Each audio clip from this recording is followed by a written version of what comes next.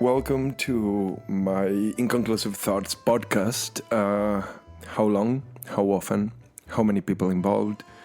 I cannot quite tell you yet, but you're here mostly to hear my musings about things that I find of importance, stories that I've been following,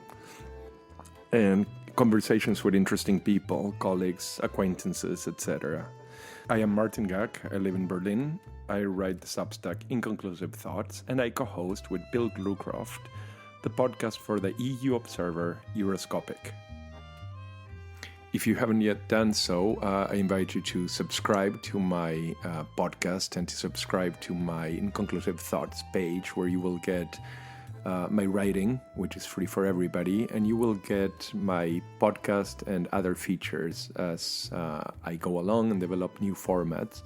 bringing people, friends, acquaintances, and colleagues to discuss issues of political, social, and cultural relevance.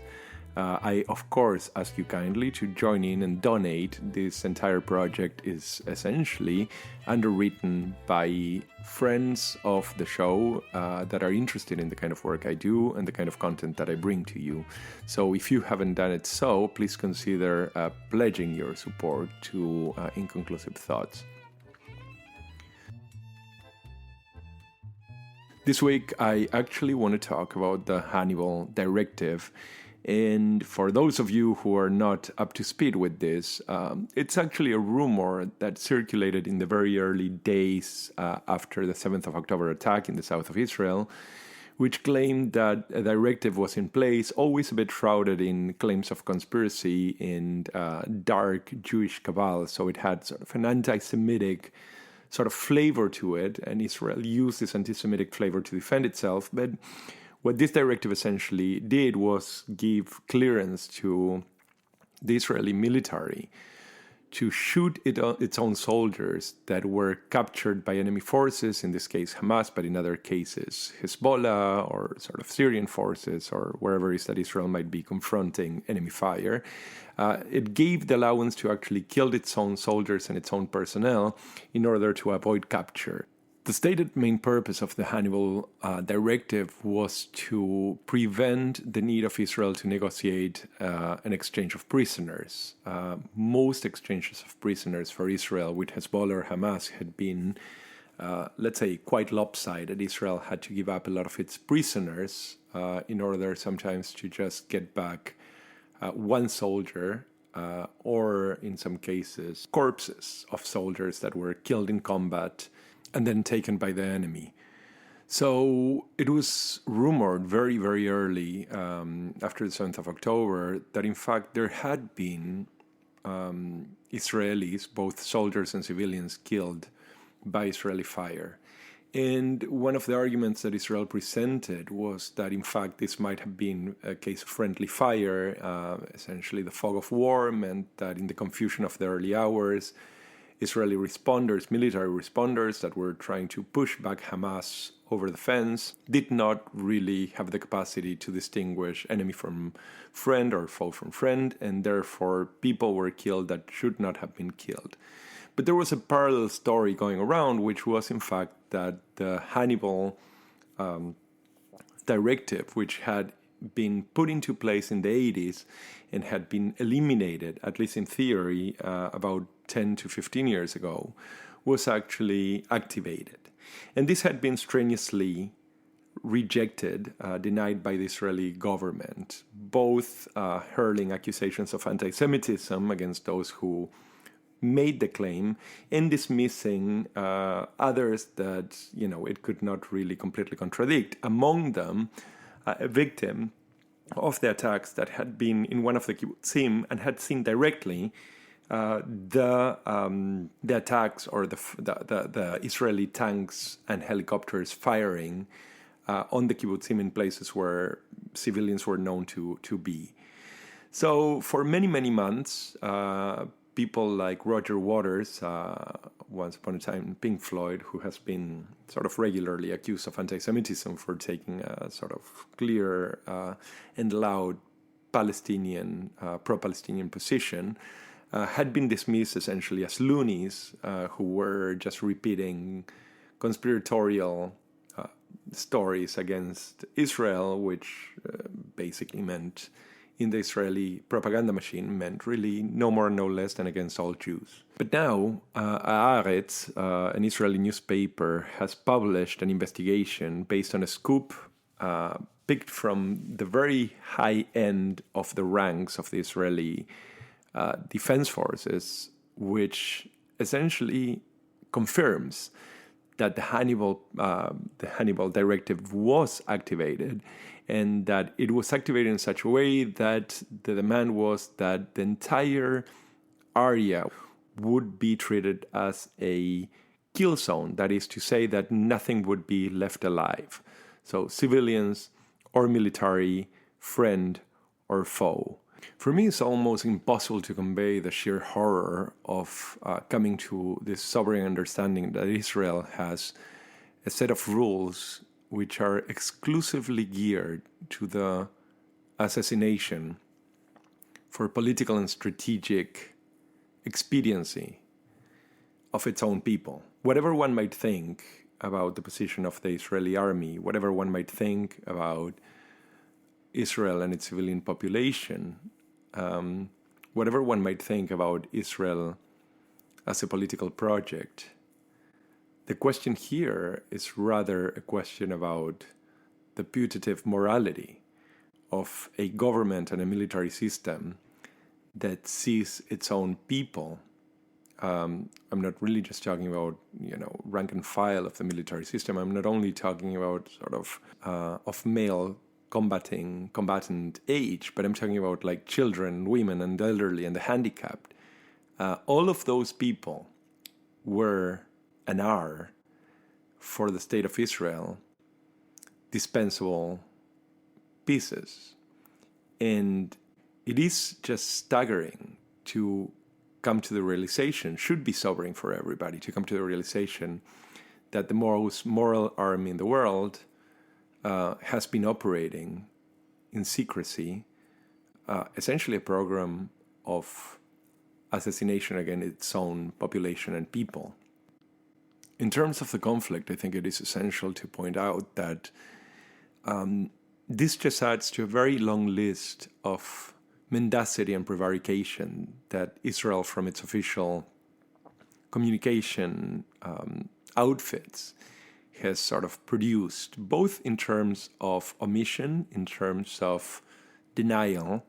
and in terms of assertions.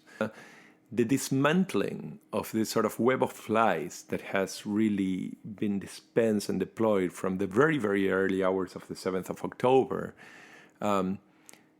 quite clearly has had a massive effect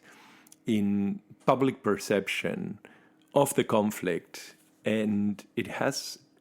I think, ultimately put into question every single claim that Israel, involved in the battle, involved in Gaza, has put forward. So I think that what the Israeli government has completely lost is the benefit of the doubt. And I'm not really just talking here, and I think that this is really quite important. It's not only for the usual suspects and the people that have been following the story or the history of occupation for the last, 70 years, coming all the way to the 8th of October and the 9 months of slaughter that came afterwards, but for the public opinion, the one that was really not looking in the direction of Gaza, that probably first found out where Gaza is on the 9th of October or the 10th of October, I think that those people that are basically just unconcerned and uninvolved public has completely lost the capacity to give Israel the benefit of the doubt. In a way, the problem with this sort of onslaught in repeated waves